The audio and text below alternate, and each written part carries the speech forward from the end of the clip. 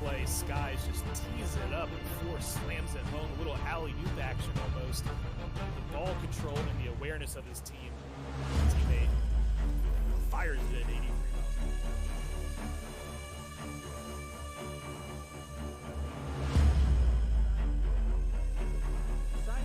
Challenging, so he has a lot of time. Pop it up for Brent. Ghost is up as well.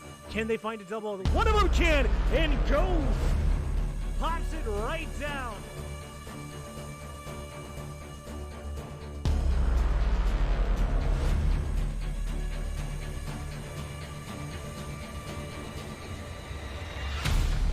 Gets a touch.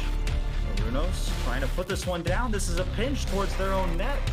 A save needs to be made. Diggy is right there to take another shot. Can he get it? Oh, no, he does! What a goal from Diggy! And we've got a 2-1 game with 1:24 to go.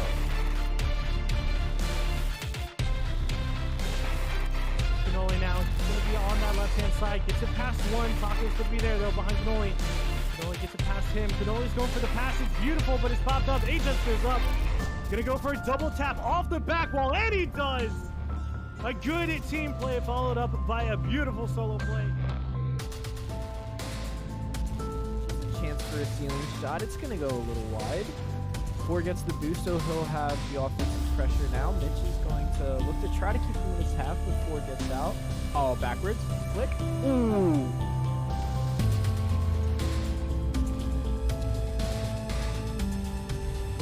Feels like whoever's just winning their challenges has all the momentum right now because it opens up the middle of the field. All these challenges are along the sidewall, and in the air is Scraps. Hello?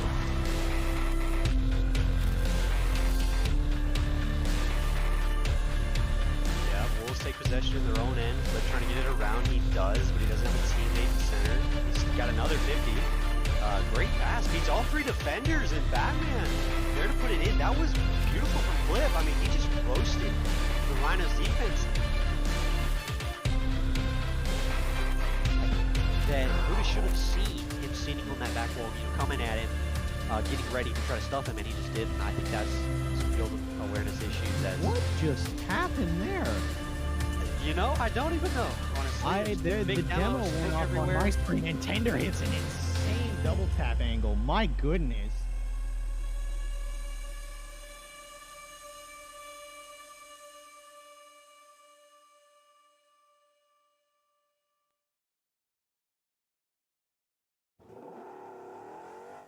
Hello, everybody, and welcome to the RLPC Redirect Podcast, Episode 2. We made it. You guys liked the first one enough. We can afford to keep the lights on here at RLPC Industries and produce another one. And today, I am Dead Medic, as always, joined by Cyan and Squintle. And we have a couple of special guests in here today. Filling in on the desk for Titan on Fire is Almost Magic Mike. Hey guys, I am the GM of the Lions organization now. I'm also the GM of the Wizards org, going to my second season there, and this is my third or fourth season playing right about now. And as I have said repeatedly to his chagrin, this might be the first and last time we have to have him fill. Okay, we gotta keep the beauty polls in me and Cyan's corner over here. All right, I know little Timmy Marr out there got to vote for Squintle, but we all know. Yeah, I don't think he's gonna let that happen. Exactly. When I put this fairy tale shirt on, dude, chat's going to go wild. Okay. Hey. So, our other special guest of the day, our Mavin Indy expert, the man with the plan that knows everything about Mavin Indy. We've got Raid on the desk today. Hello, everyone. Yeah, I'm Raid. Everyone here probably knows me. I've been around like 3-4 seasons. I'm also one of the newest GMs. I am now GM of the Beavers, was a GM, and then changes happened, obviously. And I'm happy to be here. We are happy to have you. So, having guests is a regular thing. We're going to choose these based on our own preferences, things like that. But be on the lookout, everybody, that we might ask for you to fill in on an episode. Now, a couple housekeeping things, as we always seem to have to do here at RLPC. So I think a lot of people misunderstood the purpose of our first episode. And now, for the first episode, we actually have a Spotify now. That Spotify will be linked in the YouTube that we have. This is through RLPC's YouTube. I believe that is going to be linked in the Twitch VOD that most of you are probably watching. But we have a Spotify. This will be linked underneath the YouTube description. If you guys, you don't want to watch YouTube, or you're in your car and you just want to listen to, the piece of the podcast you missed, feel free to check us out there. it's Redirect Podcast, but I would use the link. There are actually many Redirect podcasts I have discovered on Spotify that have nothing to do with Rocket League. Nah, if you type in Redirect Rocket League, it'll show up. So there you go. So Squintle has figured it out for me. But so be sure to check us out there if you need to. So what I was saying was, many of you thought that we were discussing the entirety of every league and our opinions on it last week. That was not the case. We are going to try to add topic transitions. I believe we'll have them this week, so you guys will be seeing them. Obviously, we don't see those in production here. But we were only discussing the top 3 teams and only what we knew of them, obviously. We have many brain cells, but not about everything. So we are... want to ask you guys, we put out a community feedback form. I believe that will also be linked in the YouTube description. I'll try to see if I can get that done. For you guys to give us topic suggestions. That if you guys want to see a full episode about single A, double A, things like that, let us know on that sheet. We will try to make it happen. So, other than that, the other housekeeping, not peacekeeping, good lord, issue is, many of you may be asking, where's Titan, right? It's only episode 2. Did we already get rid of Titan? Well, I wish, but no. So Titan actually disappeared, but before he disappeared, he sent me this letter, and he has made me promise to read it on stream. Now, I'm going to hold this up for everybody to watch, okay? If you're on Spotify, I'm going to read this for you in a second. It is called the Totally Real Apology Letter by Titan on Fire, and it says, please read. And let me just read this out. You know, it's a whole 276 pages, but I read it through for you guys, so we didn't have to suffer here. And I'm going to give you the cliff notes. And he starts out by basically saying, hey everybody, my name is Titan on Fire. I wanted to correct the record this week. Last week I made a grievous error in judgment in which I discussed that Danger is go. After he was subbed in for the Stallions on stream, their team was reverse swept. This statement was entirely out of context. Dangerous Go would never be the reason his team got swept, and I just want to clarify the record. I feel terrible about such a misspoken sentence, and I want to set the record straight. Danger is this is written in caveman, the best player on the Stallions roster by far, and could easily sub to their major org. He holds the team together like glue and is necessary for them to have any win. Danger never loses, even if his team does. This goes on to say, Danger is the most handsome man in RLPC, things like that, things we don't need to read here on stream. But he basically ends this letter with, I am going on a secluded retreat for a week to correct my mentality and find the wonders of the glorious light in Danger. I will be back next week. Please, everybody, remember, Danger is the best on the Stallions, and I am terribly sorry for my error. Now, this seems like a legit letter. I'm a little bit surprised he gave it to me, but I guess that answers all the questions on where he's at this week. Sounds Sounds good. Told you guys anything? I mean, Danger is a pretty handsome man. I would say he is probably a top 1 player in all of ROPC. So, I mean, I do definitely agree with all of those things in that letter. It's going to be a big comeback. Titan's got to come back and shore up that apology letter next week on the pod because, I think unless Danger hears it from Titan himself, he might not believe him. But, I'm going to back him right there. Danger, you're the GOAT, bro. Yeah, I mean, I was kind of like, Titan, what are you doing, man? I picked Danger up because I saw the pure skill in that man. I've seen him hit those flip resets. I don't even know how he's in A-League, so that was a steal, bro. Guys, make sure to check out all of his stats on the ROPC website. Oh. Oh, wait. Oh, wait. Oops. Oh, Maybe season 20, maybe? Maybe. I think cryptocurrency will crash before we get that website out. So I just wanted to read that on stream. He made me promise, maybe triple promise to read that, and so now we have that out there to correct the entire record. And I'm sure, like you said, he will come back next week and deliver us what he has discovered in the foothills of the Himalayas or wherever he went. So, all right. So we are going to cover Mav and Indy. This was a question many people had. We are going to cover Mav and Indy today in depth, in detail. We're going to give it to you guys. We know you guys are the most rabid of fans on the Twitch, so we are going to get it for you guys because we love our fans. However, we are going to start by covering AA a little more. And the reason for that is we did have some people that have mentioned that we did not cover it as well. I have the official word here from Moss. Okay, he's going to be our AA expert, and I'm going to read sort of what he has said. And Magic Mike has a significant amount of knowledge on this too, so he's going to help us out this week. And I do want to point out, this shows, guys, we are reading your comments, so please fill out that feedback form. We will try to incorporate as much as we can from you guys, and we will have a segment on that later. So, starting with AA. So I just want to go through, and I'm going to read I'm going to read these points each individually, and we can go through them together. So the first one, Moss has declared that the Barracuda org is going to be very good, and he imagines they're going to be about a 13-8 team. And then for the Lynx, he says he feels they're a bit overrated. Some spicy words from Moss today. What do you guys think? I'm gonna have to deny that. No bias because it's my org, but I think they're a great team. They've been showing out in scrims. They've been always playing off hours with each other and getting as many games in together. And all of them are characters, and they're gonna keep the vibes up between every single game. And I really could see them competing for a championship, definitely a playoff spot in my opinion, but. No bias. No bias. Sounds a little biased.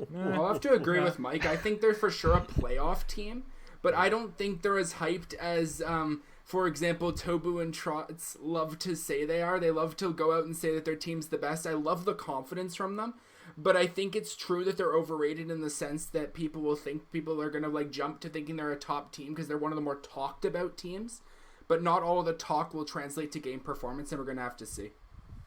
Yeah, and to take note on the Barracuda comment, I think they're going to be good. Obviously, they have a player by the name of Nuss. I mean, I'm sure most of you know him. He's been here for ages in ROPC. And some of you may know that he actually peaked at 1,800 a couple seasons ago. And right now, he's in AA, which I believe the maximum R is around 1,545-ish. So you could see there's a little skill disparity between his 1,800 peak and 1,500 threshold of the league. But obviously, maybe there's a reason he's in AA now, because he isn't 1,800 anymore. But as saying, he's good on their team. But my team, I'm on the Mustangs. We've scrimmed them, I think we scrimmed them 2 times out of preseason, and then one of our preseason games was against them. And I believe we won our preseason game 3-1, and each scrim was around, I believe we played 7-ish games. It was maybe 4-3, 5-2. But I believe we always took out on top. This isn't by any means me trying to say our team is 10 times better than everybody else. But I'm just saying we've consistently beaten out the Barracudas. So I don't know if they're going to be this very good team that Moss is coming out to say they are. I mean, Well, I think. Go ahead. Oh yeah, I think they're going to be a strong team, and Nuss is going to be a strong player. His threes has gone down by his tracker, but his ones has been gone up. He's been grinding his ones rank apparently, and I think he said he was something like GC3 right now in ones, which for a AA player, it's pretty high, good. yeah. 3. Jesus, I've been stuck in GC1 for about 17 years at this point. God, It's awful. See, the moment you said that he peaked 18 and then went back down to 15, dude, I felt a soul connection, me and him, okay? He's like my brother, dude, because I play, I peaked 18 too, okay? So, and I saw you on stream last time. You had to make fun of me, but listen, I did, okay? I swear, I'm not crazy. But I swear to God, nowadays, I feel like I'm playing like my hands are broken. Like that, like in Deadpool, where he breaks both his hands hitting Colossus, if you guys have seen that movie. And he's just sort of doing this. That's me playing Rocket League now. So, that's my skill cap. So, just so everybody is aware, the rosters we're talking about, just to give them their due: Barracuda, Hoops the Third, Dragon, DZ Balls, what a name, True Sunny D, and Nuss. And then, of course, for the Lynx, we have Tyrant Baguette, what a name, Tobu and Kylo. And really the only name you need off the Mustangs roster is Squintle, because as you heard here, he is their hard carry. He is their rock. He brings the knapsack every game. So I think that's the thing about Lynx. I know Lynx, I've seen them around hyping themselves up, and again, I'm not as familiar with the AA scene, but I do think I have seen a sort of prevailing consensus that they are a good team, but maybe a little bit of an overrated team, in the sense that they're good, but they're not going to be just easily number one. They're not going to be the Samurai of last season from Mav and things like that. So it's going to be interesting to see. And again, we are now officially into regular season. So, right now we're sort of giving like, okay, we don't have any stats, but we assume things like that. We will have stats for you guys and have a little bit more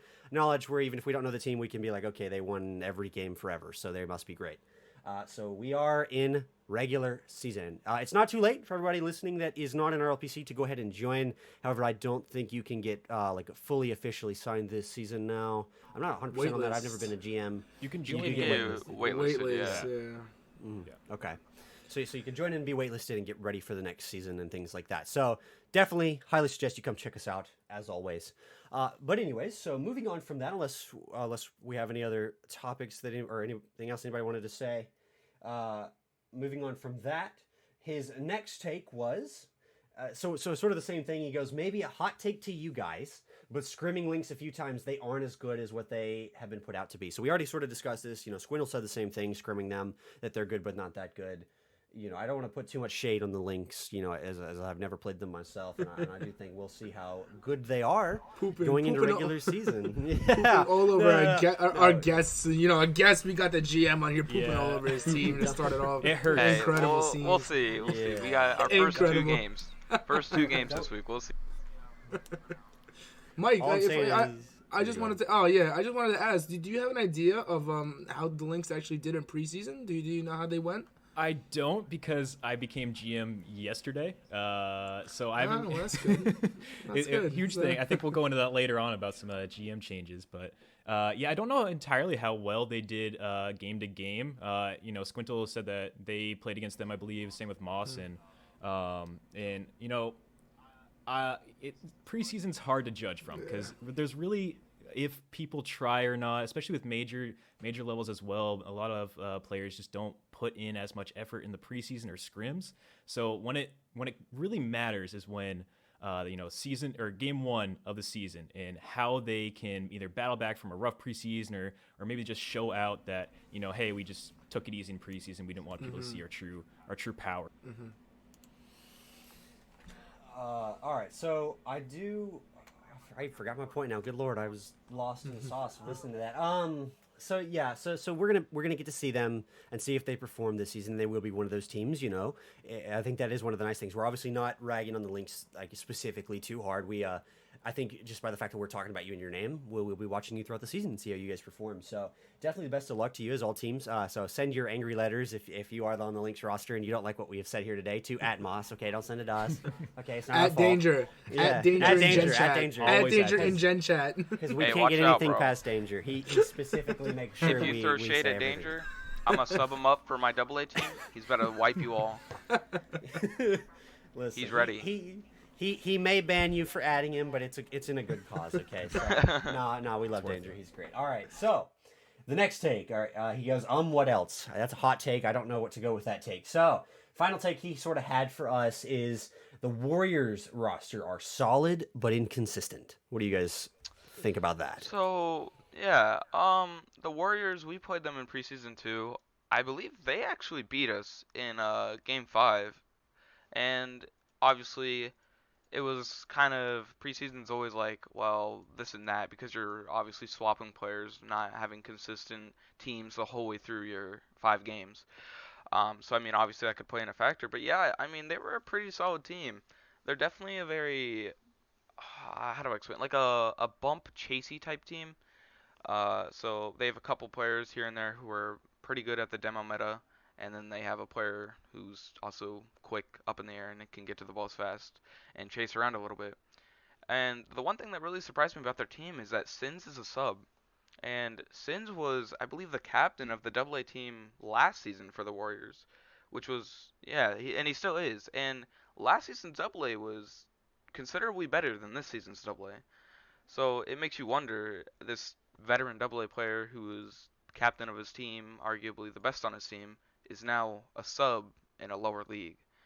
So obviously maybe that ties into some things. Maybe he's really busy, but that's just one thing I was surprised about. It's super interesting with the Warriors too. When I look at that roster, it's little bit of an arbitrary little fact to point out, but if you take a look at all the RLPC MMR, I know the tracker MMR has them one player at hitting that 1500 threshold, but they're actually the only team in a AA division where, according to the incentives and this and that not a single player on that team touches the 1500 MMR threshold, which is interesting because, like you did already mention, that they are that a little bit of a bump heavy kind of team, stuff like that.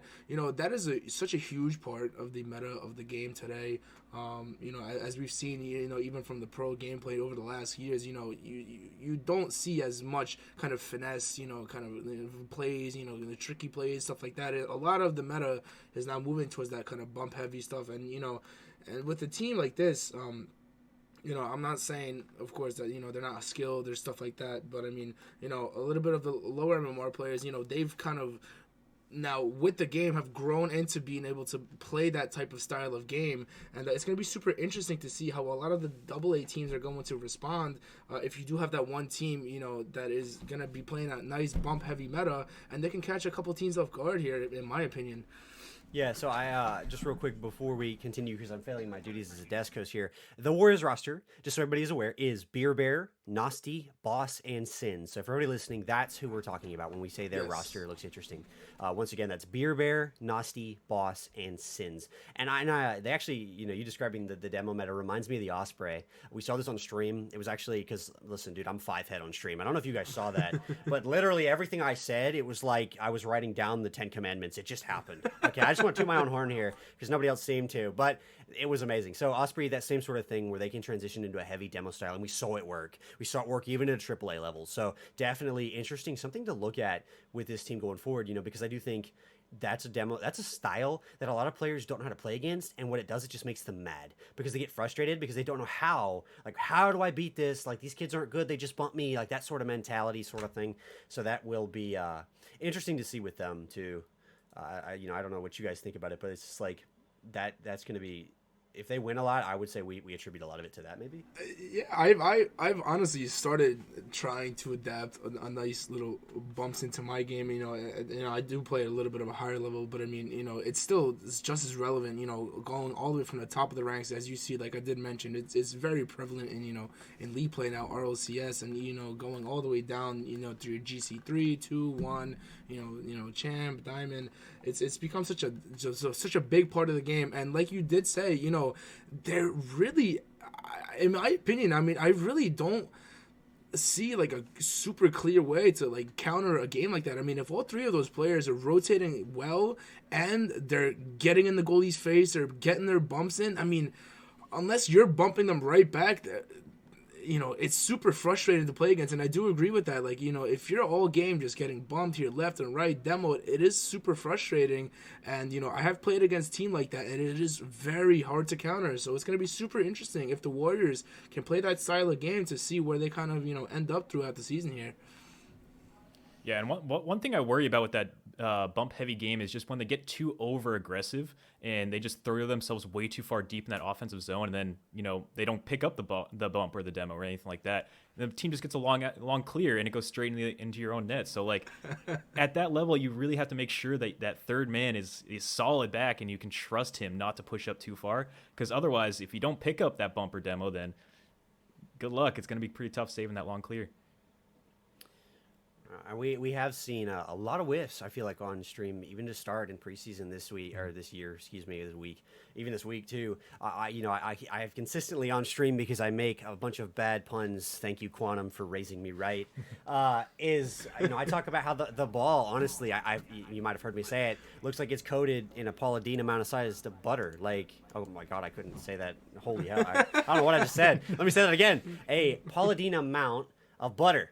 Like just players that just either glance off of it, don't hit it right, whiff it left, right, and center. And we try not to point that out as much on cast. We want to be fair and kind to all players, but you have noticed that. So that sort of demo, like you're saying, you need to be solid. You need to be solid enough in the backfield that you can hit those balls forward. And if you're whiffing or things like that, now obviously I'm not saying the Warriors whiff everything. That's not what I'm saying at all.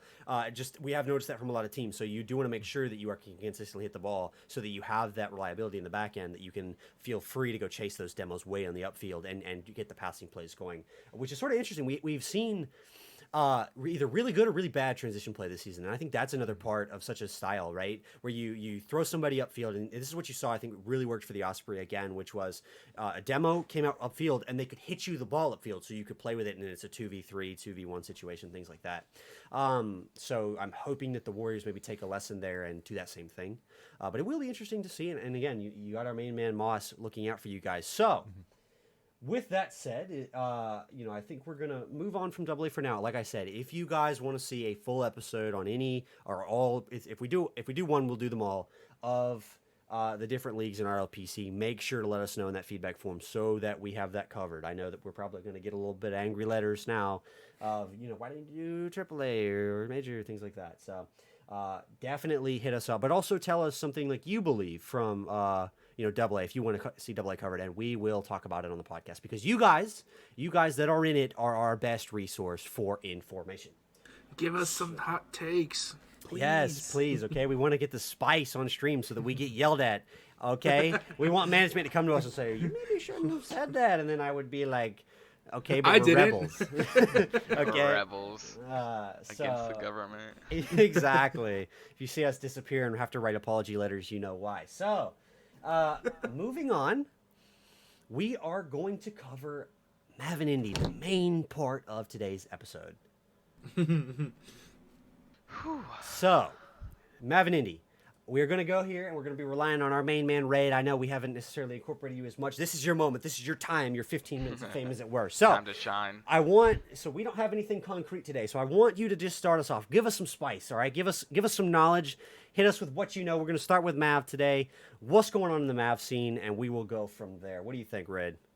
Well, in Mav, I've been watching my team a lot. Like, I've made sure to try to sit in on as many scrims as I possibly can in as many preseason games for that team as possible. And I know a lot of the guys because a good amount of Mav is the lower end of the players that were in Paladin last season. So it's really nice to be able to see and track those players.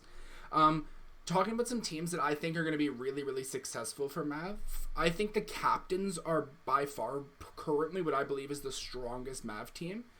The striker, he went by V2 Black Magic last season. He is a really solid player, and I think he could hold an Indy, and he ended up as like high Mav, which is really good. Alfie, bit of a polarizing figure. He's got his attitude can be called into question, but as a player, as a mechanical like Rocket League player on the pitch, he's really good. And as long as he can like fit in the rotation, he's really good there. And their third Legend MC is also a really solid. He's a very defensive player, and he looked really good in Paladin last season. So they're a team that I think has all the tools to be very successful in Mav this season. Continuing on, the next team that looks absolutely terrifying is the Macaws. And Dedan, starting with the Macaws, Dedan was my teammate for the first part of last season. Very solid player, very mechanical player, a player who I don't think should be Mav, a player I think should have pushed into Indy, and I'm shocked he didn't. Their second is Mina Berry, went by Cinnamina like 2 seasons back, but played for the first little bit and then for personal reasons had to leave. And she is really, really solid. She was one of the top players in Mav 2 seasons back, and now she's back and a really low MMR for her skill ceiling, which I think is really good. And third, I'd argue, in their third is Froggy, a recent trade acquisition, and from the Pandas. And I'm really shocked that they put Froggy up for trade, because Froggy's probably the most polarizing figure in that whole league. Because last season he was in Indy, he was a 1500. He didn't play very much. He dropped his rank down to 1100, which people are worried that that'll be a Smurf or that will be a player that doesn't belong in that league, but we won't really know till we get to the season. Samurai Part 2, as it were. Samurai Part 2. I'm honestly, it's going to be interesting to see. And that's just a team where, like, Dedan is a player I think should be Indy. Mina's a player I think should be Indy. Froggy's a player I think should be Indy. And they're all in a team together. So it's not just one strong player. Yeah, go ahead. You can go. Okay, I was going to say, I personally don't know a lot about Mav or Indy, but there are a few names I recognize. And to me, if I recognize the name, that probably means 2 things. Either the player is really good for their skill level and people are talking about them, or we shift to the opposite side of the spectrum and they're kind of a player who gets made fun of a little bit because maybe they shouldn't be there. So I'm just saying, I'm not saying any of these players are that player, but I'm saying I do recognize a lot of those names on the Macaw, especially Dedan. I'm pretty close with one of a Paladin from last season, Hakuna, and he says that Dedan was one of the strongest players in Paladin last season. Yeah, he was an all-star. Yeah, and Like, he was an all-star level player in Paladin last season, and now he's in a league even lower than that. So yeah, expect for him to be absolutely terrifying, honestly. yeah. Let's moving on. Like, I'm gonna try to keep an unbiased take on my team, but one player in particular that we recently acquired, Dr. Hitshot, is freaking nuts. He was on the Camels, but the Camels couldn't handle him on the team because he took it very seriously, and he's a really, like, he's a good player, and like by that he knows he's good to the point where like he can come off as a little cocky, but he is a really skilled player that I'm looking at. Like, he's my team or not. Even when I saw him on the Camels, I knew he was going to be a really good player for the league. So yeah, go ahead. I just was gonna yeah, go ahead and continue. I just want to make sure, that we were talking about these teams. I'm going to go ahead and preface this, and we will get to whether you think these are good rankings or not. But I want to give everybody so last week we gave you all the top 3 teams from every league. And so we have gotten the official word from the news team from, I believe, just Arco, as he was the only one to have them. And so his top 3 teams are the Samurai at number 1, followed by the Hornets, followed by the Captains. So as we discuss these things, keep that in mind. And then I'm going to ask you a little bit, Raid, you're talking about the Macaws and things like that. If you think those are accurate, if you think maybe they're just super biased because of last season, etc. But continue what you were saying, and we will feed off of that afterwards. Absolutely. And then, like, moving on, there's the Pandas also look a little like I'm not sure whether they're going to be really good or not. But just the very idea that they have 2 Renegade players in Helpful Fool and Sure Havoc on a Maverick roster in, like, low champ, high diamond, I'm expecting that team to be really good. But there's also the chance that they don't end up working out because they were the team that shipped off Froggy because that wasn't working. So I'm wondering if Froggy leaving will fix the issues that team was having or whether there's bigger issues there, but we'll have to see when we get into the season. Continuing down the list, the Piranhas are another polarizing team because Cooper 5K, I have not seen play. I've heard he's really good. I've also heard he's quite toxic. So it's kind of an interesting situation because I don't really know the guy, but I've heard stories about him being previously, like, suspended and that he's previously been in higher leagues and is known for being a pretty solid player. And Trot sees enough in him to pick him up for his Mav roster, so I think he's going to be good. And I've also had a chance to play with their other top player on that team, River Risks, and I think he is one of the most well-rounded Mav players. Like, when I play with him, he's no different than any of the indie guys I play with. He's super consistent. Talking about, like, the team that's ranked number 1 in power rankings, we're going to talk about Samurai. And Samurai, I think the big thing with the Samurai is there's not really a superstar. They're all consistent players. Kevin, Styx, Giraffe, and Chromatoad. They're all, like, from seeing them scrim my team, no player pops off, but they all play their roles, and they're all very consistent. When you play that team, it's like they're the same team each time, and there doesn't seem to be any variance from game to game, which will help them during the season. Are they the same Samurai roster that went 17-1 last season? I can't quite remember if those are. I don't think so, right? No, none of the players on that team are from that. They're all, like, this is all players from, like, I don't think anyone stuck around from that org. Makes sense. I mean, if you go 17-1, you're probably going ahead and boost up a little bit to a. I actually think most of their guys either left or went to Indy or higher into P4. Okay. I think that's pretty much a brand new roster. That'd be I'm curious to see that then. Like, the next team, like, and there's a team that's highly underrated in my opinion. One of the last ones I'm going to talk about for Mav is the Solar. Because it's Capital, Standard Stevie, our Stevie now technically, and Arco. And in my opinion, that is a terrifying team. Because if you've been around the block in the league, you'd know Arco is a really solid player. And he's been in higher leagues before, and to see him down, like, MMR on the sheets is 1140, you must think like, holy cow, that's going to be an interesting situation. And then on the contrary, Capital, he was one of the top players in Paladin last season. Wasn't all-star, but he was by far the best player on his roster. So it'll be interesting to see.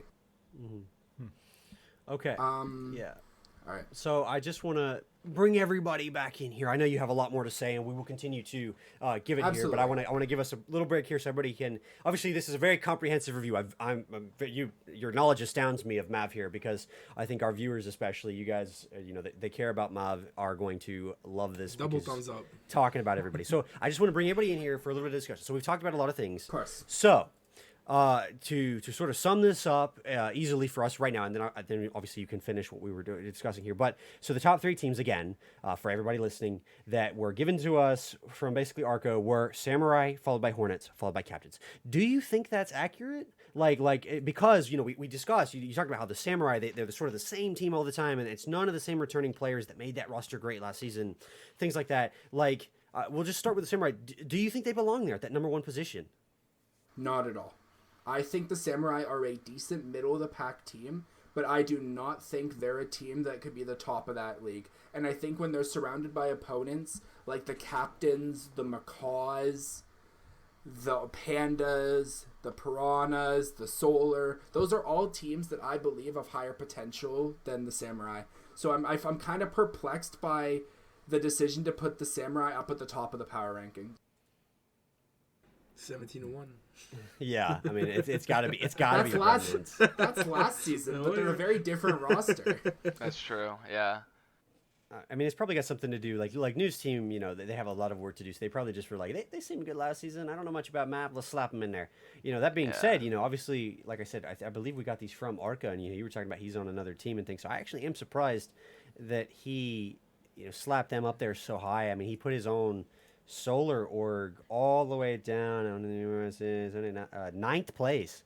So I guess he maybe has faith in his boys, but not that much faith. It seems kind of slapped up without much thought. I'm going to be honest. There are orgs that where if you took a second and put some thought into like who's going to be strong in Mav, you could easily see that like these takes are this take of like the rankings is a little all over the place, and it seems like there wasn't a lot of knowledge when they were putting them up. Yeah. As someone who knows a lot about these leagues, there's some really confusing orders. And that all could be chalked down to not having either preseason rankings or maybe Arco not being able to see everything at the same time. Because I know a lot of the people in the Power Rankings news server on the Power Rankings teams are P4 players. I believe there's only around 2 or 3 people who are actually in Indian Mav, and then all 3 of those people are in Indy besides Arco, who's Mav. And yeah, so I mean, some people, well, obviously all of them didn't do power rankings except for Arco, so the average is going to be Arco's. And not to mention, we didn't get any of our preseason results back for the Mav and Indy leagues, so that all ties into how these preseason rankings look. Absolutely. I think it's one of those things that something I'd like to see from our. I know that good lord, I'm looking at Squintle. Sorry, boys, my mind's everywhere. Skirky, who has rebranded himself, I believe, was asking for people to report their preseason and how hard they thought the matches were. I thought that was a really good idea, but I think that RLPC in the future, what I'd like to see is that they make that official. So they make that captains have to fill that form out, right? And the reason I say that is because, yes, preseason is more like organized scrims. But I do think for people like us, people like News Team, people, casters, things like that, it would just be nice to be like, okay, none of this matters, but this team shot accuracy is amazing, or things like that, to give us some sort of look, so that preseason means, I think it would mean a little bit more to the players. Even they would try, I think, a little harder in these than just being like, I'll try if I'm on stream because I'm on stream, but otherwise it's preseason, who really cares? That mentality. I just would like to see that being something that they make happen going forward. Obviously that might be easier if we get, a website up, things like that. But, thinking United Rogue RC, but. Yeah. And I just want to say, look, I'm not going to rant, okay? I'm not going to complain, all right? There's a lot of good people that try to do a lot of great things for this league. We cannot put out good media and good posts if you don't tell us what is going on. There is only such a select few people on media team, on news team. Without your help, we can't be everywhere at once. And so, like, we really would like to try to encourage captains and GMs to, like, hey, like, get your boys engaged, because, like, there are people that are maybe on a wait list or haven't been really noticed or something that would love to be playing, that would put in that effort, put in that work, allow the media team to produce the content that you all want to see. But if you guys aren't filling out, the report forms or the preseason forms, it just makes our lives so much harder, because there's only so much that we can understand and see what's going on. We're not going from lobby to lobby, spectating each game. There is 4 leagues, 2 independent leagues, and that is a lot of stuff going on. So please, help us out a little bit, please. And going back to what Dead Medic said about people not trying, I mean, with preseason, you're not punished if you don't, like, people don't even show up to their preseason games sometimes. Because, like, let's be honest, preseason right now is a bunch of scheduled scrims that ROPC has put together. And they're like, oh, yeah, you play you. But it's like, you don't even have to if you don't want to. And, I mean, this can be proven. Maybe it's not all orgs, but my major captain, I'm friends with him, and that's why he is my captain. He's like, do you and an A player just want to play our game for us? Because we don't want to play. And it's like, obviously us getting beaten isn't going to be accurate results for how well my major team's going to be doing in the season for these preseason rankings. So obviously this could be said from the management standpoint, or all the way back down to just the players, but something does have to be done about the preseason being a little bit more accurate for some things, maybe making it a little bit more mandatory, something along those lines. But Maybe a preseason tourney, just like Stites ran for some like major, yeah. I mean, I thought that was pretty interesting. Drop the egos, everybody. Drop the egos. I agree. The preseason tourney, I think we all agreed was a good idea. Now we had seen this, and I want to dance around this because I don't want to cause any drama that's been resolved. We saw this play out in several Discord chats where it just didn't work out. We had a disconnect between media team and the guys running the tournament, in particular because they just wanted to run it for a single league. We don't do that here at RLPC, like we try to make sure that every league can get involved in things like that. And we felt that it would be unfair if you had a tournament just for, in this case, it would have been AAA than for everything else. I completely understand the idea of wanting to get this tournament down, and I fully supported it. I do think it maybe could have, the planning, I think maybe you needed more of a team, and I believe it was mostly a single individual trying to throw all this together in a hurry. So I definitely liked the idea of a preseason tournament, but I actually floated this same idea out there a little bit, which was like, I thought it would be interesting if to keep people engaged in the season.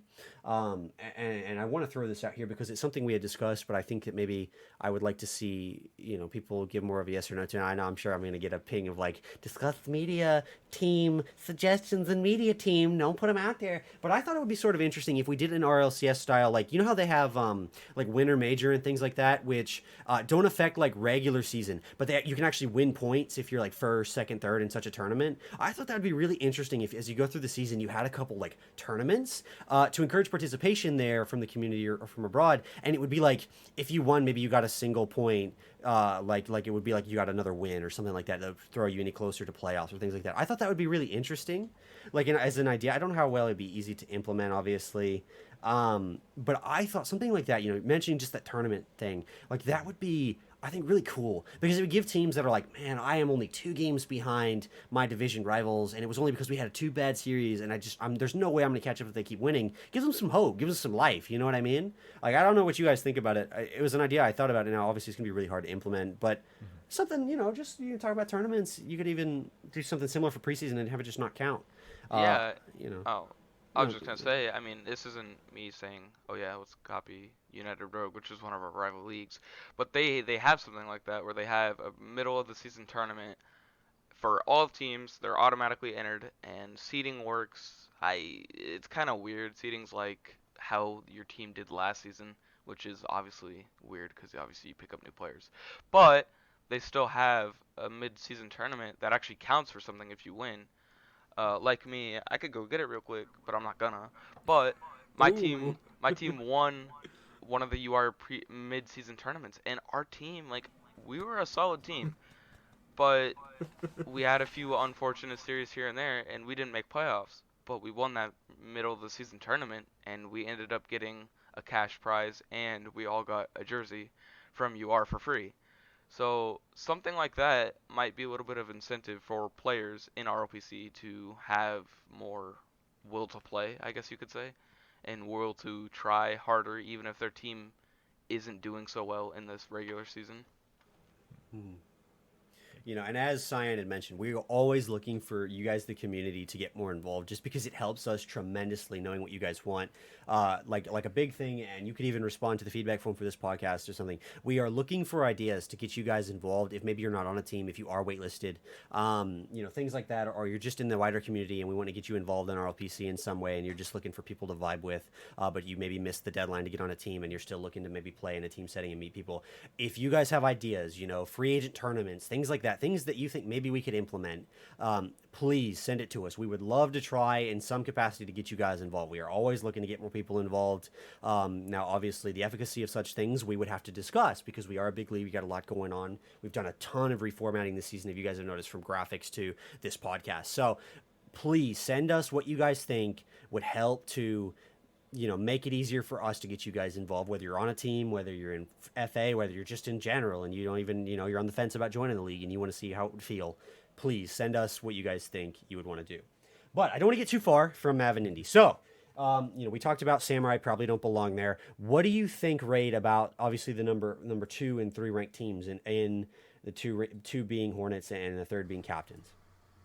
I know almost nothing about the Hornets, if I'm going to be honest. They haven't played my team yet, and there's only a single name that I recognize on the Hornets, and that's being Chuck.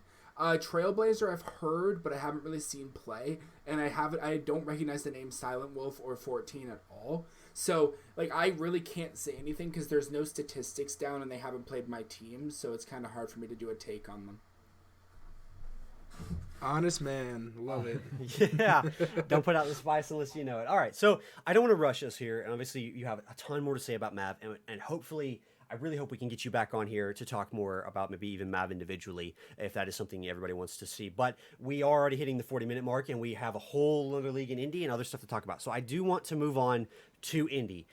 So I'm going to go ahead and drop for everybody. The top 3 teams, again, Arca's picks for Indy, are Thrashers at number 1, Grizzlies at number 2, Scorpions at number 3. That being said, give us your take so far of Indy, what you think, what you know, what you want to see going forward, and then we'll get, like we just did, back into the meat and potatoes of the top 3 here. Well, I'll talk like team by team. Like I'll start I'm gonna try to format this where I'm gonna first talk about teams I think are really strong in Indy, and then I'm gonna go into some of the drama, some of the situations, some of the moves that particular teams have made. Because there's a good few that have made some substantial changes and some drama that would be really interesting. We love that spice out here, boys. We love it. Oh yeah, of course. So starting from the top, my team played the Admirals. They're a very solid team. Flint's MMR on the sheets is 1340, but he fell from GC because he was an indie player last season. So it's really interesting to see, and they're just a very consistent team from what I saw. The Centurions, the Centurions are another team I think are going to be really strong simply off of chemistry because Whiffing Pro and Buntum play really, really well together, and their third in Chalky Milkshake is a really, really strong mechanical player from what I saw. The Dragons are probably my favorite for all of Indy, simply off of the fact that of their starter and their captain and their GM in Nsekenga, because as someone who's been around in this league for a couple seasons now, Kenga won Indy and was MVP 2 seasons back, and Indy 2 seasons back was a C2 league. So even seeing him back down here is really terrifying in terms of because I know he's a really skilled player, and his teammate Dots also fell from Indy. I know very little about him, but the fact that there's 2 people who fell from being in a league for a low GC to a league that's C1 to C2 is going to be really interesting, and I expect this team to be pretty dominant. Otherwise, it would be pretty disappointing. The next team that I think looks really strong is the Grizzlies, mostly because I know Entity, Boku, and Pixel, Entity is a super consistent player. He's worked his mechanics really hard, and he's gone up in rank really quickly. Boku's a really consistent player. He was really good in Renegade last season. And Pixel, their sub, was arguably the most mechanical player in all of Paladin last season. So they're a really strong team. Their only X factor is West 10, who was the player they tried out and signed, because I don't know very much about him. Moving on, the Scorpions are another team for me that is very much a team that it has really high expectations, where that it's going to be so disappointing if they're not met, because they've been hyping themselves up in indie chat saying they're the best team. Bengi in particular was causing some spice with his talks about how day whatever of having the best team in indie, and then Smurf started going in and saying day something of proving it through winning preseason games, and like they're hyping themselves up and making characters of themselves, which I think is going to be really good for rivalries during the season and going to be really entertaining to see. And the next team is the Sockeyes, and I think they're 100% going to be a top team, because I know for a fact that there's a lot of chemistry there between Swanee and Cooper, having played together for years. And then with Sinful and Porter as the other two, there's a lot of built-in chemistry with that team, and it'll be really interesting to see how they play this season. And moving on, the last team that I think is pretty strong is the Yellow Jackets, because we all know Vortex, and he's a really solid player. He was Renegade last season, and he's been proven to be a very consistent player season after season. And the Yellow Jackets made major moves to keep him and drop the rest of their roster in order to make that happen. So it'll be really interesting to see what they can do. So now I want to go into more of the drama, because that I think is the more entertaining part of indie, because there's a lot of really interesting situations. And the first one, if you've been paying any attention in indie chat and in Gen chat, the Cyclones have had a ton of drama. Their one player, JSN, rage quit after there was some controversy after a game versus the Dragons. The Dragons were annoyed because the Cyclones took 30 extra minutes to join the game, and they were constantly leaving and joining during the game, which was causing lag for the players on the Dragons. And after the game, the Dragons were annoyed and brought this up. There was an argument. JSN got annoyed and left the server completely. And since then, their GM Arkans had bad interactions with other players, and their roster's been almost completely changed. They have two new players in Excaligo and CR Hades, and they're hoping to be able to put this drama behind them and make a strong team moving forward. But in their scrim against us, they didn't really put a good effort, so I'm unsure whether they'll be able to turn around from this drama. I mean, it's kind of hard to throw together a team with probably halfway through the preseason, maybe something like that. Not even. Yeah. This all happened I think 3-4 days ago, and they basically scrapped two players. One player left, one player was kicked, and they picked up two new players. Reasonable. And now they've just got to roll with this roster. And there were issues with drama, but they picked up Hades. Mm-hmm. And if anyone remembers Hades, a couple seasons back, the issue with Hades was he has a bit of he's a really big influencer through Instagram, and he's got some attitude to him where he thinks he's super strong, and that caused issues with his previous team, in the sense that there were some issues between him, Xavi, Standard Stevie a couple seasons back. So it'll be interesting to see if he's reformed and can keep a good profile with his GM and with his teammates for this season. I wish him the best. Listen, he might be strong, but only one person I've ever seen on a podcast with a Wawa shirt and a Supreme thermos his size, bro. I don't know if he's got it's anything on his side. It's a NASA hoodie today, bro. I'm on my Supreme. You like my bottle? I'm a hype piece, bro. I got money to blow. Dripping. But I could see waiting 30 minutes, you have something going on in real life, but that joining and leaving, to me, I get mad about that too. That I don't know what was going on there. Maybe there was something behind the scenes, but that's just not that's not becoming behavior. Forfeit at that point. It's just preseason, or get a sub or something. Whatever was happening, I don't know. Yeah, it was. I don't know a lot of details, because all I'm hearing is the sides and what was talked about through Discord and what I've heard from other people. but it was a really interesting situation overall. The next major drama is the defending champions of Paladin in the Rhinos org. That Rhinos team had 2/3 of that winning team from last season, but they didn't win a game in all of preseason. So it was Wonka and Aiden from the roster last season, plus AR coming over and Cubics as the sub. That was their roster. And they didn't win a single preseason game, and they were losing, and they didn't have confidence, and there were issues. So their GM Clamps decided to change things up by dropping both AR and Cubics and picking up Shark Hacks. And it'll be really interesting to see if that fixes this roster, because to see a team as that successful last season having this much trouble this season, it's kind of interesting and something that maybe they'll be able to rebound from, but maybe they won't. See, can I just want to comment on that, and it's like, situations like that, kind of like we kind of mentioned, about 10, 20 minutes ago at this point, where, the preseason really isn't the greatest judge, of kind of skill. Maybe this team hasn't really been playing together, over the last couple of weeks. They took a little bit of a break after the season. You never know what the circumstances are. But, such a rash decision just coming from based on preseason results to, deciding to completely split up a team that was, a champion in one of the ROPC leagues last season, that in my opinion is just a tad rash, a little bit of a rash decision. In my opinion, I would just let the boys kind of play it out at least, for a couple of weeks before you start making decisions like that. Because at this point now, you split up your championship roster, and just because of preseason results, and now you're going in completely fresh, and now you really don't know if this team can be a winner. You know the team you had can be a winner because they are winners, but now you just basically bring your entire kind of position into just the unknown a little bit, and I just doesn't sit right to me. As someone in this league going up from that Paladin league that team won in, it's a bit of a jump with like the quality of opponents going from that league to the indie league this season, especially with the people coming down with them not counting season 14. So I think that there's kind of an atmosphere there where like the advantage that Wonka and Aiden had last season, they don't really have anymore with the stronger competition and the improvement by other players in the league. So like they can no longer rely on just being strong individuals, and they need that strong third that they're hoping to get out of Shark Hacks.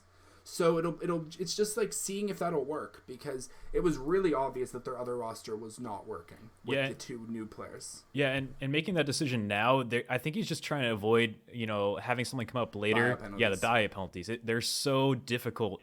Like, oh yeah, that's right. If you buy out a lower ranked player that just barely made your MMR, then you're not gonna be able to pick up a fourth player. So oh man, I could rant on his stupid buyout penalties, dude. Oh my, that was like one of my one big tidbits was when I was a GM was this. Oh, all right, I'm gonna stop. Yeah, and looking through the sheets, I actually have noticed a ton of teams that only have like 3 players, even in like AAA things like that. So I wonder what's going on there, but I don't think we have time to discuss that today. Give us 1 or 2 more if you have any, right? And then we do gotta of course get to I've got like the last. I've really got one more team with a lot of drama, and that team is the Yellow Jackets, because the Yellow Jackets opened preseason by dropping Shark Hacks in order to keep the roster that was at that point Jonah, Cheeto, Xavi, and Xavi and Stuffy. And then they but they decided to move away with, like, they dropped Xavi, they dropped Shark, they picked up Vortex. Like, they've made massive roster moves, and like as far as I'm aware, that team's been highly successful regardless of what roster's being run. So I think it was kind of the decision of like they had a lot of strong players and they had to pick only 4. But it'll be interesting to see, because if this roster doesn't do well, it will beg the question of, did they pick the right 4? Did the players they drop, were they the right ones to drop, and were the players they kept good enough? Yeah. So it'll be really interesting to see. And one thing that stands out to me is that Yellow Jackets team, I'm looking, and a lot of these indie teams all have at least 1 or 2 people over the 1,300 mark, and not a single person on the Yellow Jackets team has peaked over 1,300 MR, at least according to our last 2 seasons. So that's one thing that's pretty pretty stands out there, especially considering there's some people in here who are like 1342 and 1347, which is pretty high, like 50, 60 MMR ahead of the top player on the Yellow Jackets, which is, I believe, Jonah. Yeah, So, yeah. I try not to be super judgmental of that, simply because Yeah. like people who drop in these last couple of seasons may not necessarily, like a player who's like 1240 in the last 2 seasons could have dropped from 1400 and still be a really solid player. Like even in Mav, when I was looking in Mav, there were players who were like there were teams with 3 people who were 1100, all 3 of which were 1300. Like the MMR can be a bit misleading because they're only counting 2 seasons. So like it's more just trust with the GM and the players and how the players play together than MMR this season more than ever. And touching on Squindle's point as well, and I've seen this with different GMs, is that, you know, some teams they go for a top level MMR player, but then they have to supplement that with maybe a couple lower MMR players, rather than having like all 4 players all within that same skill level where they all kind of know how each other play because they play with them in ranked all the time. So I mean, it really seems like, you know, what's the winning strategy there? Do you go with 4 guys that all play the same play style almost, where they kind of know how each player play because they play in that same skill level, or do you go with that top level player that, you know, takes up most of your cap space, but then might not be able to play around some lower MMR players because they just don't understand how they play, or, you know, maybe it frustrates them because they just don't know how to play with them? Depends on if your carry is L's or Slice. Yeah. Yeah. I mean, yeah, it really does depend on who your top MMR player is, because obviously, in my opinion, if you're going to go for that strategy of, I'm going to get this guy, he's top of the league, best MMR, I just got to find these guys to support him. You want that guy to be fast, mechanical, and consistent. Those are the 3 key things you need for that carry, because if they're just like a normal player and they're just like kind of they're at the top MMR, but that's just because they can play with people at that MMR, that's not really going to help you, because I see players like that tend to kind of stoop down to the level they're playing with when they play down there. So maybe like a 1500, he's 1500, he's solid, he's fast and he's consistent. Going down to like 1300, he's going to play like a 1300 because the rest of the lobby is 1300. Where you get a player who's like 1500, but they're mechanical and they just pure mechanics and that's all they do, and that's basically it. They're fast and mechanical. They can use those mechanics at the lower rank where people might not be able to defend it as well. And that's where the difference comes in. If you have that mechanical player, it could work out. But I don't see a player who's just consistent being able to carry a team. Mm-hmm.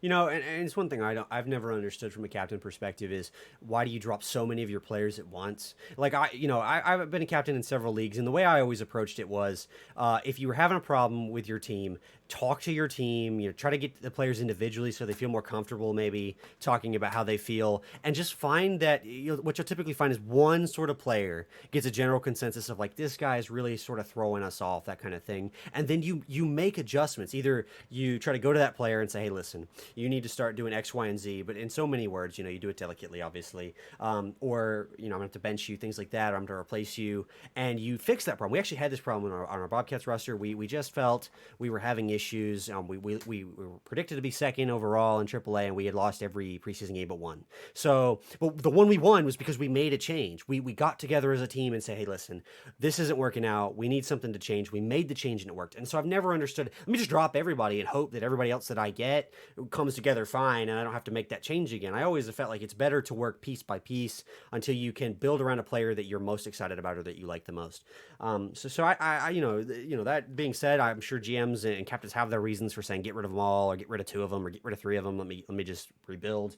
But I have always thought it just works out better, and the team, you have better feelings among everybody on the team if you try to go piecemeal, one by one, work with players, and then if it still doesn't work, you can say, look, we tried. I definitely think you're a good player. I would be happy to give you to someone else and give you a rep, but you just don't work right now with what we're trying to do. So I definitely think you get that sort of drama. But that being said, because we are getting close to the hour mark, or a little over it, I want to move us on. It was absolutely fantastic coverage, and from you, Raid, and I definitely want to get you back in here to talk more about Mav and Indy Let's go, as the Raid. season rolls on. It might not be next week if we decide to go league by league because we want to get a little more development. And I do want to say this, break the fourth wall here for real quick before we move on. I see all you little Timmies in Twitch chat. You're talking about this drama. You're like, no, that didn't happen, or yes, that happened, or A, it's toxic. We are live, but we're also not live. So this is pre-recorded, something I think a lot of people didn't recognize last time. We do that so that we can give you guys the best quality, get us backgrounds, audio, sounds good, everything. So we definitely feel you. We watch these VODs back, so we see you in chat, and we may even be in chat. I was in chat last time when it premiered, but we cannot respond to you live. So again, as I'm going to preach every million times today, now that I have the power of the moderator desk, feedback form. Give us what you thought. Like, that was a terrible take. No, absolutely not. Well, okay, we'll take that under advisement. Maybe correct it next time, etc. Obviously, if you're one of the players we are talking about, maybe we'll have to take a look at that one. But Hi, that being Chasen. said- Chasen, yeah, sure havoc, great. sure havoc. Somewhere. If you guys didn't know, Chasen's little rule. He has vowed he will not type or be in an RLPC VC or anything related in RLPC until he hits 1800.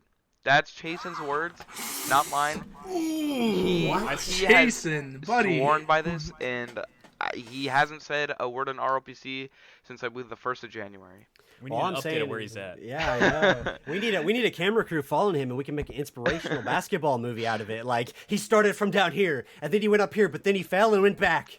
Like have Samuel L. Jackson in there somewhere as a coach, whatever. Okay, so as I said, we try to get the community involved. So this is going to be our community segment. We're going to try to do this every week, as long as you guys give us enough to work with. So, community segment. Here we go. So, the first thing that people wanted to talk about we saw was Rage Burner being dropped from the Falcons. Now, this is single A. Now, I don't know much about him personally. However, I have talked to people. I have talked to my sources. They say he was a super good player, and he just got dropped. I don't know why. Most people didn't know why. They said he was good enough that he should have stayed on this roster. I don't know if you guys have any insight into this. We lost our single A man, unfortunately. But I think that so I'd heard about this. A lot of people were shocked. What do you guys think? Well, I know Falcons that. are not on Go 18. Yeah, I know that the GM and AGM are both on that team, so they have very limited room because I think they both want to be playing in. You can't really get rid of an AGM or GM off that AA Falcons team. So they only had 2 real spots to play with. So who knows if those 2 are either their friends or if they played with them in another league or something like that. But yeah, it's I feel like it's tough to try and fit someone in when you really only have 2 spots to play with. And I have been informed from other sources that my original sources at the CIA were completely wrong. They gave me the wrong intel. I've dropped in the wrong LZ. They are a AA team. This was on It's AA. us. We're the source. single, We're the Whoops. Okay, so yeah, I mean, there's always, I think, reasons behind dropping like one of your best or what people consider to be one of your best Yeah. players. Like you said, I think the reasons are their own, and we won't know them unless they tell us. It is sort of a curious drop. Although, why can I not find? There they are. I'm trying to find them on the sheets. So, and obviously, like you said, their GM and their AGM's on there. And if they talk, I know T-Man's super involved in his teams. So clearly they knew what they were doing there. We'll have to see if it was a good drop going forward at the Falcons' benefit, I guess. I don't know. And I can't comment on Rage Burner's skills. I've never seen him play, nor this is my first time hearing about him. No offense to him, I've never heard of him. But it is interesting that they dropped him and they kept 2 EU players, which could tie into a lot of difficulty scheduling. Like, maybe if you had 1 EU player as a sub, it wouldn't be as bad. Maybe there could be a few games where you could find a time slot that would work. But with 2 EU players, where at least one of them has to play every game, it's going to be hard to find consistent time slots that work. I'll be honest, with every single EU player that I've ever played in the league, they are up until like 4 in the afternoon. Yeah. I don't understand how they do it. My main one is Farrell. I played with Farrell for a season. This man was literally an owl. It's insane. I don't understand like how these EU players are coming over and just doing these East Coast times, because it's just, I can't imagine playing Rocket League at 3:30 in the morning. I think my brain would explode. I can't imagine, but they do it, so we'll see. That's the thing. NA leagues are just simply better, dude. That's why all the EU players want to play in them, even if their time zones are different. And that always is a problem with the EU scheduling. I've played against and with EU players before. Some of them could only play in the dead of midnight. Some of them needed early in the day, so it wasn't midnight for them. So, you know, obviously they know their scheduling best. They've talked to those players. Those players have committed. I have had problems where players have committed to times before in other leagues, and then they just don't. They just don't make that commitment. They're like, yes, I promise you the world. And then you sign them, and they're like, I'm here sometimes, you know, I forgot to tell you. So we'll have to see, you know, honestly, that scheduling might become a thing. And they actually might get kind of caught in the same situation that we were, where we dropped P Shooter, a player that we liked but just couldn't keep because we had to maintain 4. And then Justin gets suspended. In this case, maybe a player turns out not being able to play. And then you're left in the awkward position of, do you keep the suspended player? Do you go on your hands and knees back to the player you cut to try to get, et cetera, that sort of thing, or what other talent's out there? So we will have to see that going forward. I saw you guys' comments about you wanted to see the worst and best teams in single A. I'm sure that was single A players saying that. That is something we will cover if we cover single A in detail. We are running low on time. I don't think we have time to get into that. Also, our single A guy isn't here as much. So we will get to that. I promise you, we just cannot get to that today. I just wanted to put that out there. Like I said, I want to make sure you guys know we are reading your comments. So moving on, you know, you guys were asking about team trades and news and rankings and predictions. These are all things we talk about at all different points of the podcast. So, but the big thing I wanted to cover today was it seems we have a GM epidemic at the moment. GMs are dropping like flies all of a sudden. Just for everybody that's unaware, we had Maple just disappear. So he took over for Ritzy, who just vamoosed off of his Tigers team. They actually were a decently looking team that in AAA, and that has hurt them significantly in a lot of people's minds. It will now be up to Typhon to carry that team, you know. So we'll see how that team goes on going forward. So then you had Maple take over, and then Maple just pieced on out of here. I don't even really know why. I know he was having some sort of drama, I believe, with Nuss in one chat, but I didn't follow it. I unfortunately I did not. I failed my duty to bring you guys the most spicy of the spicy takes. I also don't know how much we're allowed to say here, so let me keep that in mind. But so he disappears out of the blue, Maple. A lot of people don't know why. I'm one of them, and so now I believe we're left with Mitch as their GM now? No, as the me. GM? Oh, of you, right? Yes, that's what we were talking Jesus about. Listen, okay, I'm all over the place, but now see we have the GM. Maybe he can enlighten us and what happened with Yeah, I your know that- organization. I forget which org you were talking about It's here for the some reason. Alliance. Yeah, so there we go. Lions so org. there was some disagreements, and Maple ended up leaving. And you know, this is all within 5 days, maybe. You know, Yesterday. I went He from messaged me captain- yesterday. Yeah, I went from captain to AGM to GM all within 3 days, maybe. And now I'm trying to figure it all out, and we're having some issues with our AAA team and single A team now because, you know, AAA was Ritzy, single A was Maple. He ended up taking up the spot after we bought out Stacked, I believe it was. And now we're limited on cap space in that single A because we're just going to have Maple fill in. Maple's right there. Maybe we should look at the stupid buyout penalties again. Yes.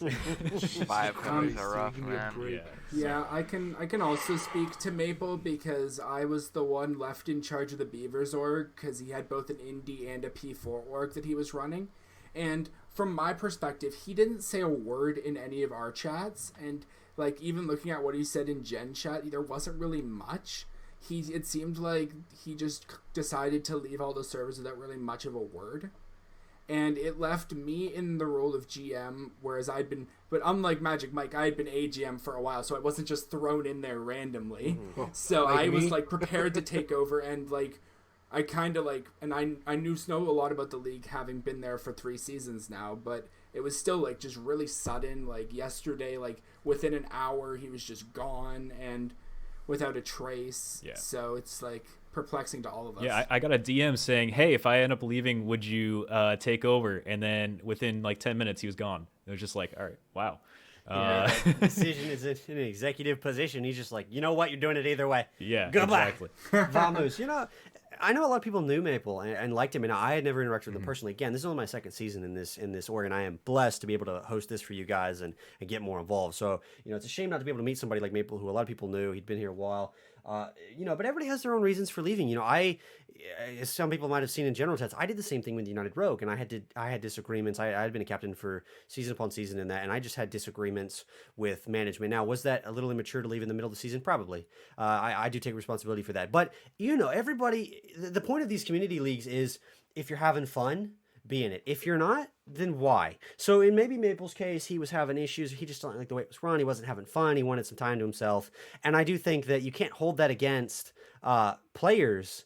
Like, if something comes up, or if they're just not having fun, then you need to, step back. And so I don't think it's fair to be too harsh to him. Should he have left in that manner? Who knows? At least he had, obviously 2 fantastic people to take over for him. So, there is that. He didn't leave you just high and dry. But I do think maybe in the future there needs to be, some modicum of moderation when you're pulling out. But that's not the only GM epidemic we have. So then, okay, so correct me if I'm wrong again. I want to make sure I get this right. So you had Fort disappear, Clamps take over, and then did somebody take over for Clamps, or is it Clamps now? How it worked. Mitch was the GM of the Kings. He left to go. He wanted to play in a different org, on a different team with somebody. I believe it was the Eagles. Yeah. So he couldn't be GM of the Kings, obviously. So he's like, all right, I don't want to be your GM anymore. Then Fort took over. I don't know the total reason why Fort stopped GMing after 3 days, but he did. And now we have Clamps. So. Who Clamps was a free agent Yeah. pickup from Fort. So Clamps went from free agent to GM within like 3 days. I mean, yeah, and it's similar to the Lions. There's just like randomly 3 GMs in the span of like a week. It's like, it's really, we're at a really strange time here with GMs, especially when season just went into, well, just into the regular season now. We just started it, and we've had like 6 different GM changes. It makes sense that it was Clamps that took over, though, realistically. Not, like, yes, he's new to the org, but he's not new to being a GM. He had been GM in Indy for a bit, so it makes sense that they trusted him with taking over. And I'm going to bet, like, if you took a look at those rosters, I don't know them that well, but he would have been the one most experienced and most, like, able or willing to take it over. So it does make some sense from a logistics perspective. Yeah, you don't want to go through a newbie GM training. I think that took like a week for when I became GM the first time with my indie team, where we had to go through meetings. Then we had the drafty circuit where we had to be a GM for that. And, bringing on someone brand new, like Fort even, he was brand new GM. I don't think he GM'd any other teams before. So he was probably just clueless. He was just thrown in there and didn't really know what to do or what he was supposed to do. So, it was tough for him in that situation. I feel for him wanting to leave. Yeah. But you have Clamps taking over, or you had all that happen. So I mean, like, again, left in good hands at least. And this is what I like about our RLPC is you have the system in place that if this kind of stuff happens where people just start, leaving, dropping, whatever, you have somebody right there to take over for them, and they get on that real quick. So it's not just like that team is left entirely in the lurch, like trying to figure out, do we play, when do we play, who do we talk to, what is happening, etc. You just don't drop an org. So I do. Again, props to the RLPC management team for getting that underway. And then there was also one more, I believe. Am I mistaken, or am I correct in that, of a GM issue? And I believe this has to do with you, Squintle. So you want to give us the gas here? There's no issue. It wasn't any problem. Stites just decided. I was kind of upset about it. I love Stites. I've been with him since the beginning. I've been on his org since the beginning of these new orgs. If you guys don't remember, back in the season 11, we switched from kind of like people made up their own name for the org and they were there, to like these officially ran orgs for the RLPC owned. And Stites was an original GM. He was one of the first GMs, obviously picked out of the original 16, and he was GM all the way up until now. And I was only his AGM for last season, but the season before that, I was helping him do a lot of stuff because the current AGM didn't really do much and Stites asked me for help. So I've been with him for the beginning. He's always helped me out when I needed it. So I was kind of sad that he said he had to go. I was like, man, It's kind of sad, but he left it to me. He said I was going to be GM. I was like, okay, I'm fine with that. I did AGM last season. I know what I'm doing. I have experience, so I'm fine with it. The one thing I was a little upset about is Stites wanted to stay on the org, but he had to be force dropped because when he dropped GM, he lost his MMR incentive and he got right away, unfortunately. So I was a little sad about that. I give this man the gas last cast and he just disappears, dude. Come on now. Yeah. I mean, and Sites did an amazing job with the org. Obviously, only have one championship, but we have 7 final appearances, and almost every team had.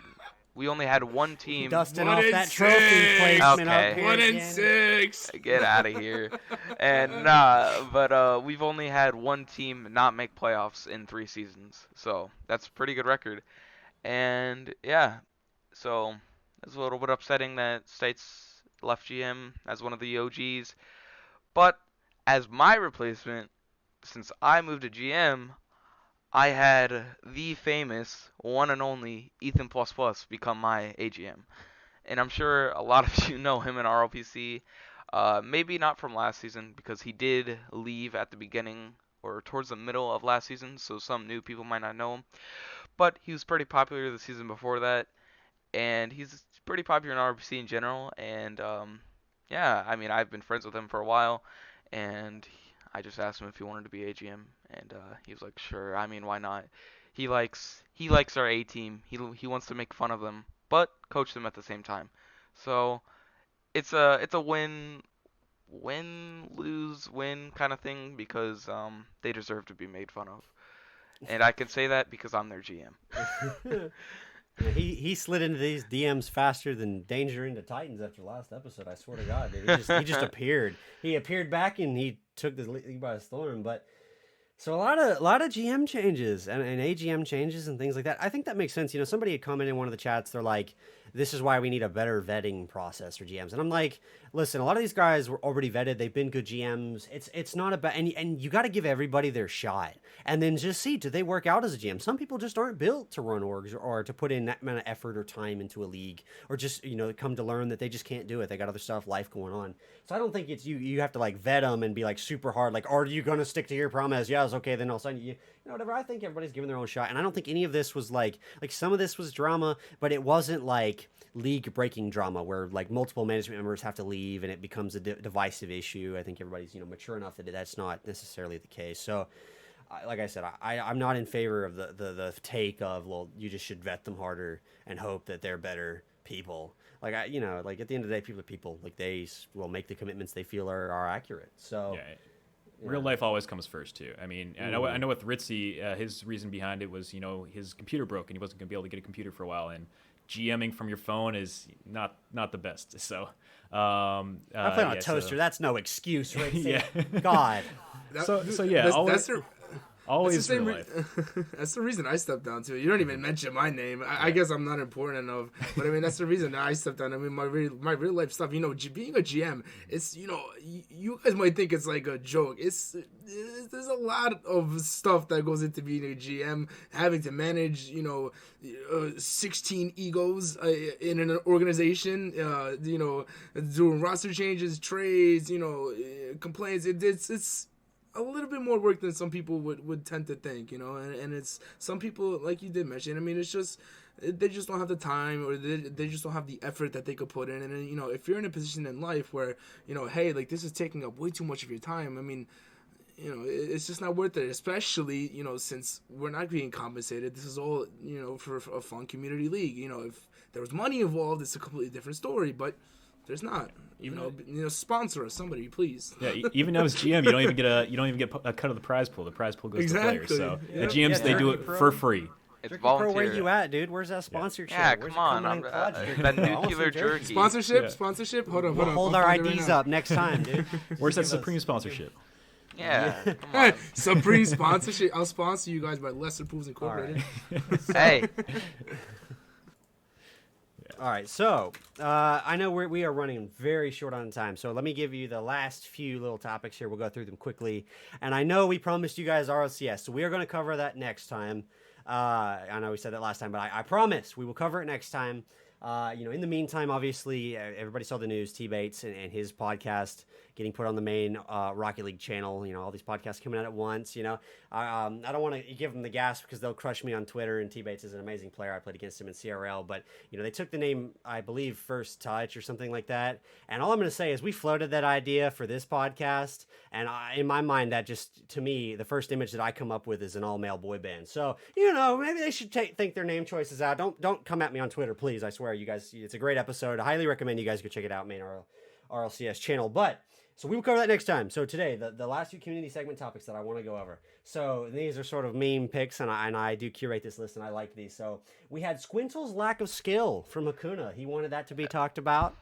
I think it's pretty self-explanatory, though. I mean, none of us claim that Squintle was great. It's the Chelsea jersey. All right, It's the Chelsea Akuna. jersey. All right, Akuna. Watch your back, Akuna. That captain role might be a little fading away soon. I don't know. I would replace lack of skill with lack of quality microphone. But Hey, This I don't is know true. what This is true. hey. I mean, listen, his mic's the best thing about him. I mean, what? Okay, listen. Okay. Oh my We god. got Now it. we're just roasting My Squintle. bad. I don't You have get all the roast. fancy desk mics like all of you. Listen, dude. We roasted Cyan last time, who then roasted me harder, okay? And now I'm in my inferiority. I have to roast you, okay? It's just a rite of passage. All right, we did have how Abrubos, good lord, bro, your name, is the best ever. Please love me. We do indeed love you. We love all of our viewers. We okay? love you. Thank you for watching, okay, and submitting. We love we you. do. Abrubos, love you. Although your name sometimes I may not love, especially if I have to get you on cast. So I'm gonna call you Abby or Abra. Okay, that's what's gonna happen. Okay, I give names to everybody. Everybody loves it. So the very final thing we had here. Abrubos is a Runos. You know what, Runos? Okay, trying to be cute out here. I don't love you anymore. Okay, broken heart. Get out of here. Okay. So the last topic, and this is a serious one. One I wanted to cover, I threw it in here at the very end. I'm putting you on the spot, Mike, but I know you've had some stuff to do with this, is the new overlays. Obviously, people have seen them on stream. We are swapping our stream times now. There's regular season to Wednesday and Friday. Everybody remember that for the game. So definitely check it out with the new stuff. We had a voting system going on for the overlays. I liked them all. I think there were little minute things we had, and obviously we had some issues on stream. Obviously we were reviewing these. We had to roll them out to the streamers individually, but I really liked them. I think they give a lot of good information without being too bulky. I know I've had some words about that. I really like them. I know a lot of people do as well. I just wanted to get your take on them and everything, since you helped with their production. Yeah, thanks. I want to point out I did not design them. I was the programmer for them, so I did all behind the scenes work. Pearl and Blue were the designers for those 3 overlays, and both of them looked outstanding. Pearl's even working on a overlay for RLCS right now too. So I mean, it definitely has some kinks that we need to work out, but we were under a tight deadline with preseason. We're trying to get it out before the first preseason game, and we've made a lot of changes based on community feedback. So keep up with the community feedback. Let us know what you want, what you don't like about it. And I think Cyan has something to say about it. Oh my god, I have such a hot take, dude. This entire league is bugging. That number 3 design was the best, and I don't care what any of you say. That retro style was incredible, and that was oh my god, everybody. And I looked at the votes, and there was like 3 people that voted for number 3, and I almost lost my mind. I just wanted to say that because whoever designed that 3rd one, it was double thumbs up. I loved it. Hey Cyan, what do you think the league is? A hoops league? I don't care what it is. It was lit, and we would have been so different. Nobody has a layout like that on Twitch. Nobody. I think Hockey special Man occasions, himself. special occasions we use it. Hockey Man it'd be himself good for, loves like, a the hoop sports special style. tournament. Like who would have known Hockey Man himself likes the sports Oh style? my god, I know, right? No, I do think they were all my good, God. and it might be a question of if we can maybe put tournaments together, things like that. Maybe we can use them interchangeably. I don't even know. I had my own opinions on them, but I let the community vote for each one they wanted. I thought they were all good, so I would be fine with any of them. I do think that the cleaner ones were like 1 and 2 in terms of like your average viewer when he comes in to watch. That's going to be more what he expects than possibly the sports one. But I did like the sports one. It was its own brand of good. So maybe we can use it if we do a hoops tournament. That'd be awesome. Throw it in there, like definitely. Raid was mentioning, something like that. Like that'd be really, really cool. But I just want to give big props to you about that. Like, they definitely came out well. I know, and the issues necessarily weren't your fault. There were things we can't beta test, obviously. We don't just fire up the stream for no reason, especially because we're still trying to hit partner everybody. So please tune in every Wednesday and Friday so we can hit partner. And, we won't be getting paid, but we'll feel like it, okay? We'll be out here. We will be able to bring you guys new emotes and chat, things like that. So definitely, if you guys are a fan of RLPC or you just want to help us out, follow us on the Twitch. Come watch us Wednesday, Friday, whenever you can. Come watch this podcast. We are going to premiere on there as well. Things like that. Which we're having some issues with the dates at the moment, but it's going to be anywhere from Sunday to Tuesday for these. It might even be Tuesday. We'll see. Obviously, it takes a lot of editing. But that being said, any final comments before we get out of here? I know our editors, if we go any longer, are going to revolt and break out the guillotines. So anything you guys want to leave us with? And again, huge thank you to both Mike and Raid for being on the desk today. And I know we're going to try to get you guys back. But anything you guys, anybody wants to say before we pop on out of here? Yes. Follow the ROPC Twitter. Starting very soon, it is now going to be run by myself and Itachi, and we are going to send it to the moon. So follow us on Twitter. What's the Twitter handle? Twitter handle. I'll pull it up right now. I'll tell you right now. I'm pretty certain it is just official ROPC, but I just want to double check. So I am giving the right information. Yes, it is. So I was correct. So it is just at official ROPC. Shoot us a follow on there, and all of our social medias. We're on Twitter, TikTok, Instagram. Yes, Reddit. Oh, Jesus. Give us content so we could write on Reddit. Would somebody get us a professional writer, please? And Reddit will start popping off. Somebody post memes, Yeah, please. if we get some more interesting, juicy content, we can get back to those Quantum Deathcat hot takes on Reddit. Oh, I know everybody was a huge fan of those. So. All right. Well, All right. I believe...